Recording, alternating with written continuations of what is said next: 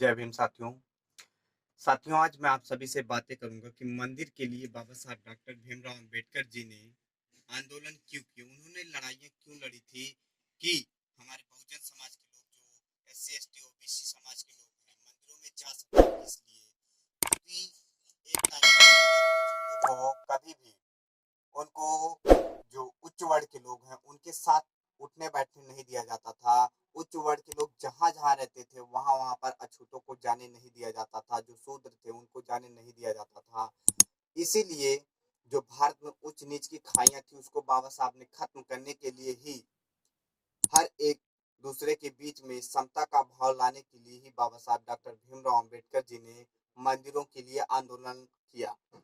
उन्होंने बहुजन समाज के हक और अधिकार के लिए बहुत सी लड़ाइयां लड़ी, लेकिन आज के डेट में प्रेजेंट टाइम में देखा जा रहा है कि बहुत से लोग जो अछूत समाज से बिलोंग करते हैं, बहुजन समाज से बिलोंग करते हैं, वे अगर मंदिरों में जा रहे हैं तो उनको जान से मार दिया जा रहा है, या फिर उनको चप्पल जूतों की मालाएं पहनाई जा रही हैं, या फिर मंदिर के बाहर उनको खड़ा करके बेइज्जत किया जा रहा है।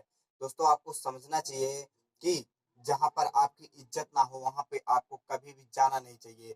बाबा साहब ने मंदिर में जाने का हक और अधिकार बस केवल इसलिए हमें और आपको दिलवाया था, जिससे कि हम हर एक उस स्थान तक जा सके जहां तक उच्च वर्ग के लोग रहते हैं, जिससे कि ऊंच नीच का भाव खत्म हो सके, उच्च वर्णों के साथ उठ बैठ सके, बोल चाल सके, उनके साथ बातें कर सके। इसलिए बाबा साहब ने मंदिर के लिए लड़ाई लड़ी। काला राम मंदिर का बाबा साहब ने पहले ताला तोड़ा था और बहुजनों को उसमें प्रवेश के लिए जगह दी थी, जिससे कि बहुजन मंदिरों में प्रवेश कर सके। इससे इसलिए कि हर एक जगह पर बहुजन भी जा सके, हर एक जगह पर अछूत भी जा सके, उनको कोई रोक ना सके, कोई टोक ना सके कि तुम यहाँ पर क्यों आ गए, तुम अछूत हो, तुम यहाँ पे नहीं आ सकते।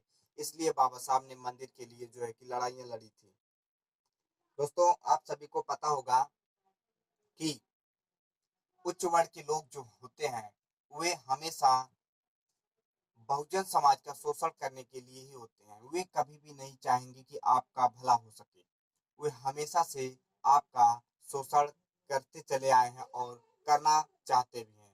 दोस्तों, आपको समझना चाहिए कि आप मंदिर में जाते आखिर क्यों हो।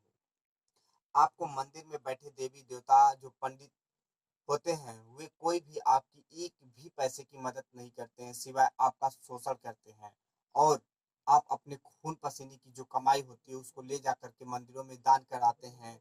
उससे आपका ही नुकसान होता है, आपके समाज का ही नुकसान होता है, आपके बच्चे का फ्यूचर ही खराब होता है। उससे और कुछ नहीं होता है, क्योंकि उसमें बैठे पंडित पुरोहित उस पैसे को लेकर के अपने आर्थिक स्थिति मजबूत करते हैं। उनके बच्चे अच्छे अच्छे कॉलेजों में पढ़ने के लिए जाते हैं, उनके घरों में अच्छे अच्छे सामान होते हैं, उनके घर अच्छे अच्छे होते हैं। इसलिए होते हैं क्योंकि भारत के 85% 85% मूल निवासी जो हैं, जो बहुजन हैं, S C S T OBC समाज के जो लोग हैं, वे अपनी गाड़ी कमाई को ले जा करके मंदिरों की दान पेटियों में डाल करके चले आते हैं।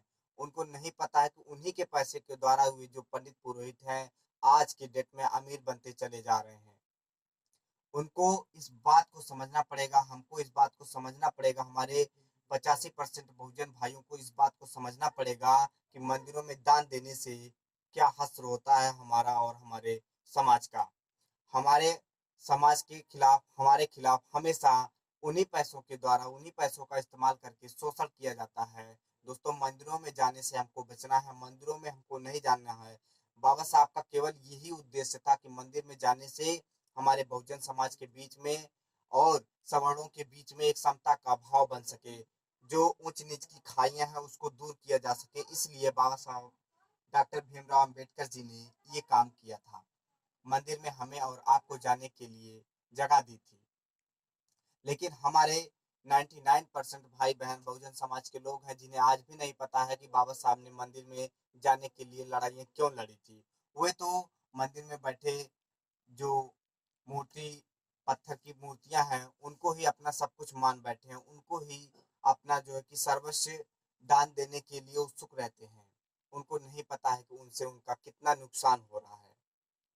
दोस्तों, इस बात को हमें और आपको समझना पड़ेगा, क्योंकि ये बातें मैं ज़्यादा अपने ओबीसी भाइयों पर ज़्यादा जोर देना चाहता हूँ क्योंकि देखता हूँ कि रामायण गीता का पाठ करवाने में वे नंबर 1 पे चल रहे हैं।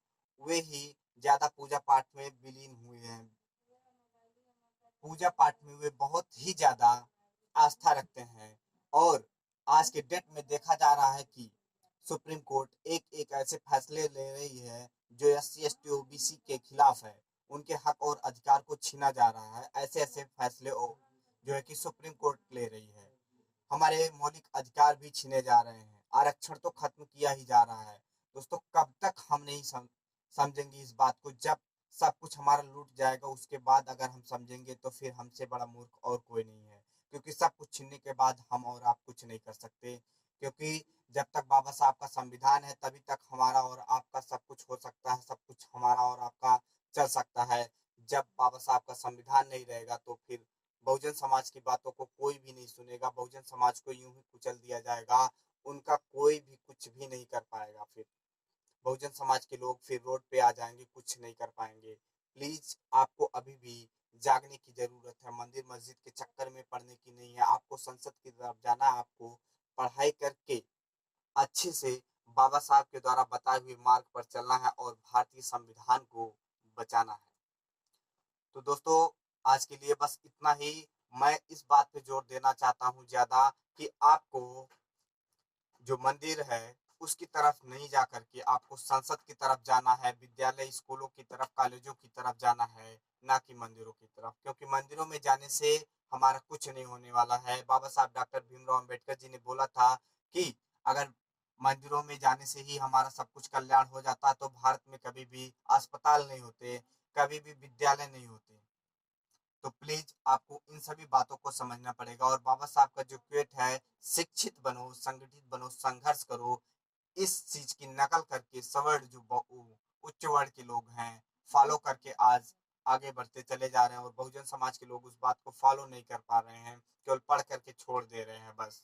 वे पूरी बहुजन समाज के 90% लोग ऐसे हैं जो कि अभी भी बहुजन समाज से जितने भी हमारे महापुरुष रिलेट करते हैं उनके द्वारा जो भी पुस्तकें लिखी गई हैं उनको वे जानते ही नहीं होंगे। केवल 10% ही लोग ऐसे होंगे जो उनके द्वारा लिखी गई पुस्तकों को पढ़ते और जानते होंगे। तो प्लीज आपको हमारे अपने बहुजन समाज के लोगों की पुस्तकों को पढ़ना है। उनके द्वारा कहे गए विचारों को हमको अपने मन में डाल करके उस पर चिंतन मनन करना है कि वास्तव में उन्होंने हमारे लिए क्या कहा है और क्या किया है। इस बात को जब हम समझ जाएंगे फिर हमारा कोई कुछ नहीं बिगाड़ सकता। हम आगे बढ़ते चले जाएंगे एक करके। कुछ भी हमारा कोई नहीं बिगाड़ सकता। जय भीम, नमो बुद्धाय साथियों। जय भारत, जय संविधान, जय मूल निवासी।